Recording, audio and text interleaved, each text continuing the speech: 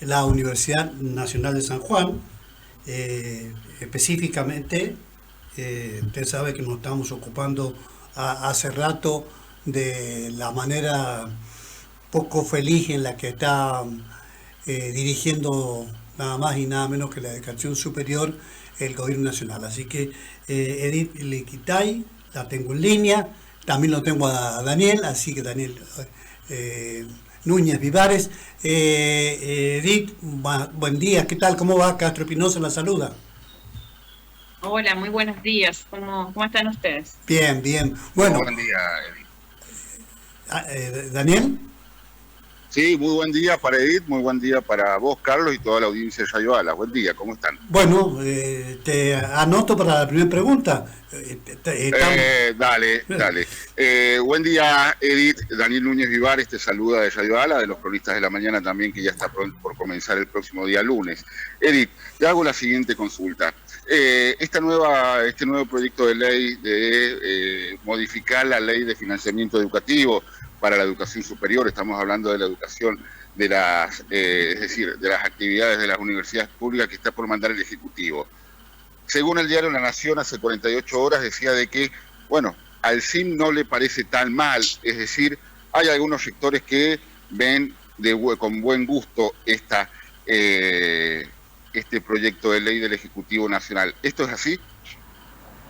Yo entiendo que no puedo hablar obviamente en nombre de todos los rectores y de las pocas rectoras que hay, pero entiendo que el gobierno apunta a una iniciativa de divide y reinarás, Bien. desconociendo cómo funciona las universidades nacionales, ¿no? Intentó dialogar con algunos rectores tratando de proponerles una recomposición salarial, desconociendo cuál es la función que tienen los rectores y cuál es la función que tienen los sindicatos y el espacio paritario. Entonces intentó introducir a través de una reunión con el SIN, que no tiene ninguna competencia para debatir ni mucho menos negociar nuestros salarios, y cuál sea la opinión que tienen algunos rectores, no tiene ninguna influencia en cuál deba ser la discusión paritaria que deberíamos sostener con un gobierno que no se sienta a dialogar con nosotros. Y lejos... Sí, he sabido esto de... Sí, adelante. Sí. No, digo, en relación a esto, ellos intentaron negociar, digamos, o acordar con algunos rectores. Y salió lo inverso, o sea, lejos de entender que no tienen ningún tipo de negociación.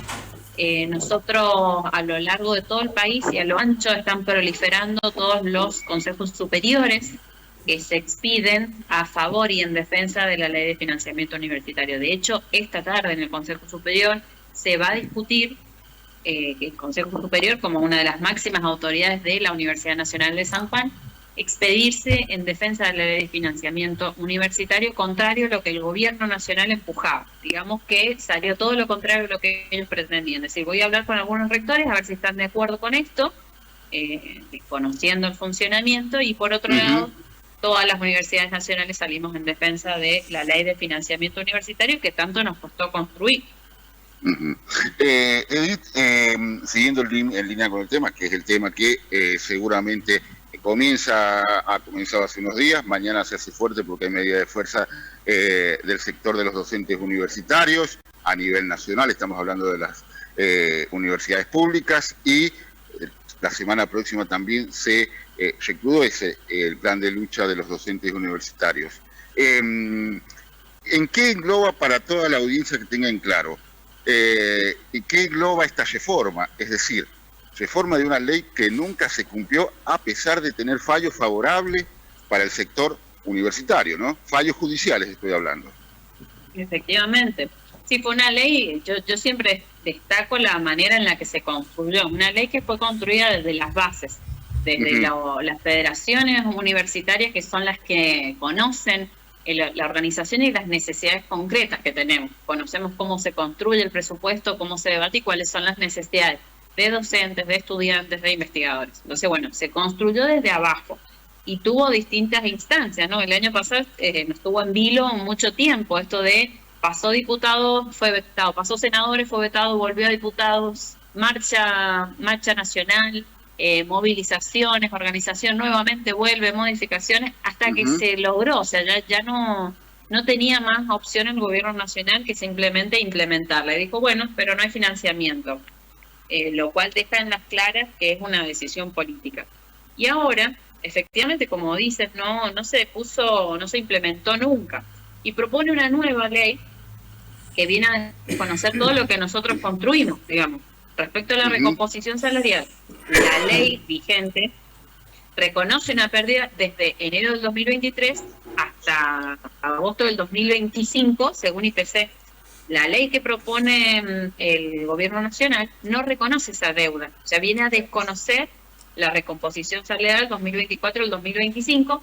Bien. Y plantea números que son irrisorios, es decir, únicamente proponen mecanismos de actualización condicionados a lo que es el año 2026. Es decir, que solo habría una recomposición adicional si la inflación supera el 14%, porque su propuesta es del 12 hasta septiembre, ¿no?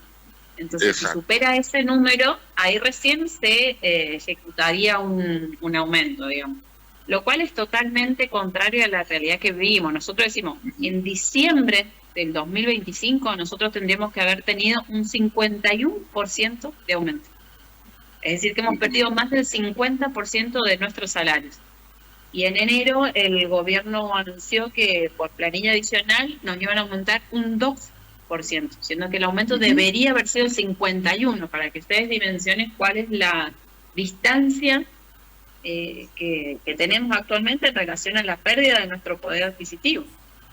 Edith, con todo lo que nos estás comentando, y antes de darle paso a mi compañero Carlos Castro Espinosa, a ver, hablan de al mes de septiembre un 12%, como si supieran cuánto va a ser la inflación. Son números más reales que incluso que el del gobierno de la provincia, ¿no? Porque, a ver, al sector docente y al sector público le está proponiendo 2-3 aumentos al año, pero recibe un 5% cuando la inflación en los primeros 3 meses del año por lo menos va a rozar el 9%, ¿no? Sí, efectivamente. No, sí. Por eso son números más reales todavía que por lo menos el gobierno de la provincia de San Juan, para el sector docente. Bien. Edith, y a ver, Carlos, adelante, si quieres hacerle le quería preguntar, Edith, este efecto cascada que va teniendo cuando se retroceden los números y se desconocen inclusive lo histórico que han recibido las universidades nacionales. El efecto dominó se da con el sector pasivo, concretamente los jubilados de la Universidad Nacional de San Juan. También les toca, aunque les pague el ANSES, recibir un importe totalmente desactualizado en términos de lo que significa el salario del 82%, ¿no es así? Efectivamente, están totalmente por fuera de las necesidades que nosotros venimos planteando. En este momento nosotros estamos en etapa de, bueno, mañana tenemos un paro ya convocado, ¿no? Pero estamos en etapa de consulta para poder planificar un plan de lucha que viene a largo plazo. Porque nosotros vemos que vamos en una sintonía de no diálogo. Autoridades que no saben cuál es la situación que estamos viviendo, que no escuchan, que no se sientan a dialogar en una paritaria, no pueden reconocer, y además que ellos vienen con un planteo concreto. Ellos dijeron, la universidad pública son, bueno, no voy a hablar en sus términos porque no voy a replicar la violencia con la cual se expresan hacia las instituciones que nosotros defendemos acérrimamente. La universidad pública tiene una lógica de trabajo y hay algo que está muy marcado: el abandono de la cantidad de docentes que están abandonando la universidad porque los salarios no son rentables, porque no se llega a fin de mes, porque no podemos más de 4 o 5 trabajos, porque van perdiendo dedicación. Esos docentes se están yendo de la universidad. Entonces esta defensa que estamos haciendo nosotros va mucho más allá, porque es con uno tiene que planificar su día a día. Ese aumento que se dice día a día, inflación del 2%, nosotros vamos a la góndola y no es la realidad con la que nos encontramos. Entonces, estamos en la construcción de un plan de lucha a largo plazo, porque venimos dialogando con un gobierno que no nos escucha y entendemos que si ellos tienen una salarial que no es real, que no se condice con nuestra realidad, la propuesta de ellos va hasta septiembre, nuestro plan de lucha también se extiende en largos plazos. Edith, hablando de la realidad, es real todo lo que es el día a día que estamos viviendo todos los argentinos. Hoy por hoy, el salario básico de un docente universitario, el JTP, ¿en cuánto está? Ha quedado muy por debajo del salario básico o el salario mínimo que cobra un docente de la provincia de San Juan.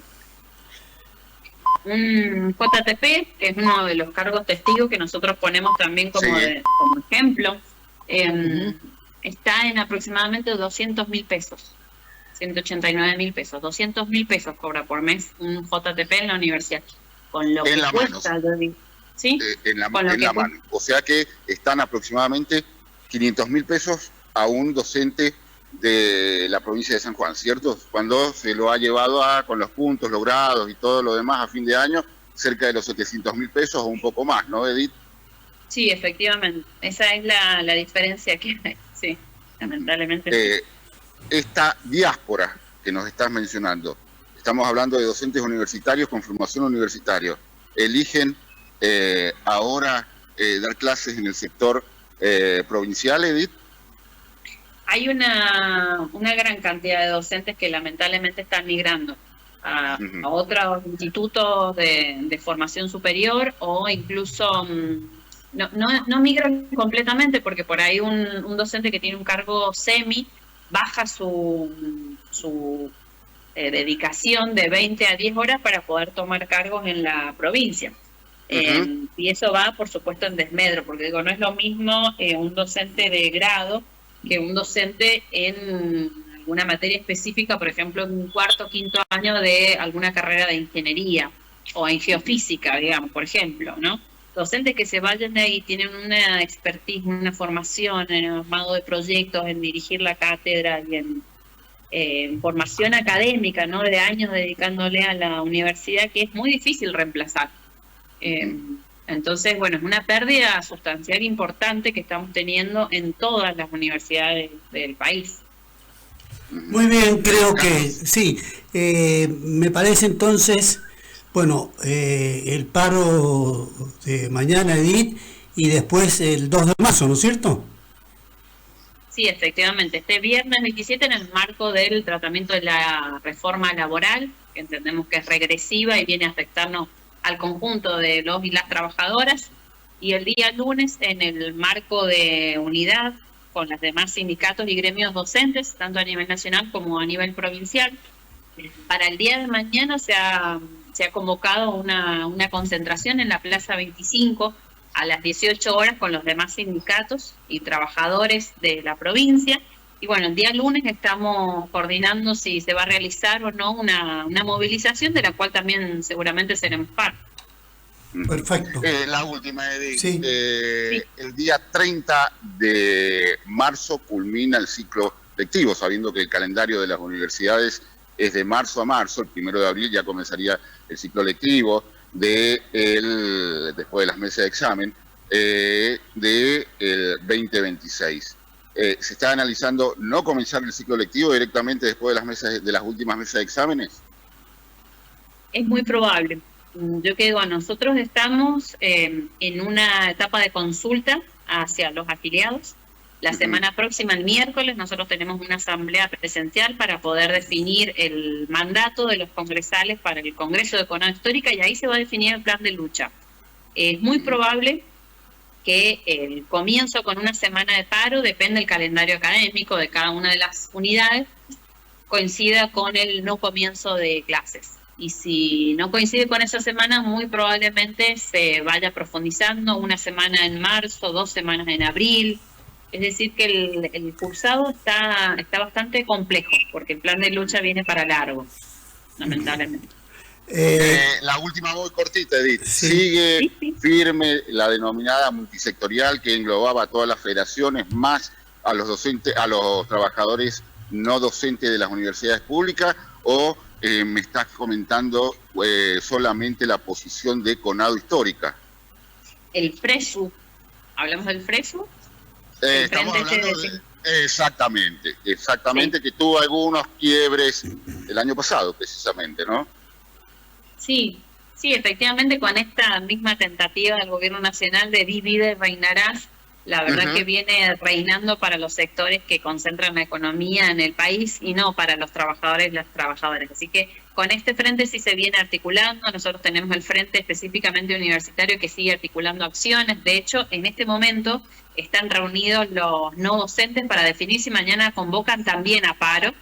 Bien. Y seguimos articulando acciones en conjunto. Yo lo que digo, en este momento nosotros necesitamos la máxima unidad de todos los sectores dentro de la universidad, docentes, estudiantes, no docentes, investigadores, y con los demás sindicatos. Por eso las acciones conjuntas que realizamos mañana, por ejemplo en la Plaza 25, es con sindicatos y gremios docentes y no docentes, desde ya, es con todos.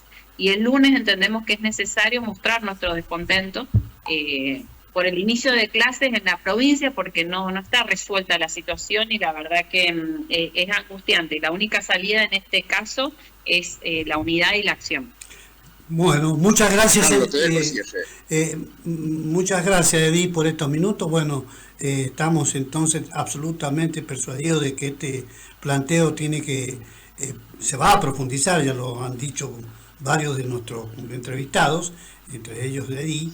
Pero básicamente este gobierno nacional tiene que escuchar y resolver. La situación se hace cada vez más difícil y la situación de su billetera, bueno, directamente una baja muy sustantiva. Gracias, Edith. Bueno, muchísimas gracias a ustedes por la comunicación y sí, por supuesto, seguimos en contacto y atentos de compartir todas las novedades. Bien. Muchísimas gracias Edith. Gracias, Daniel. Muchísimas gracias, Carlos. Estamos en comunicación. Muchísimas gracias. Chao. Bueno, ahí estaba Edith Licatay y la dirigente, en este caso, de Adicus y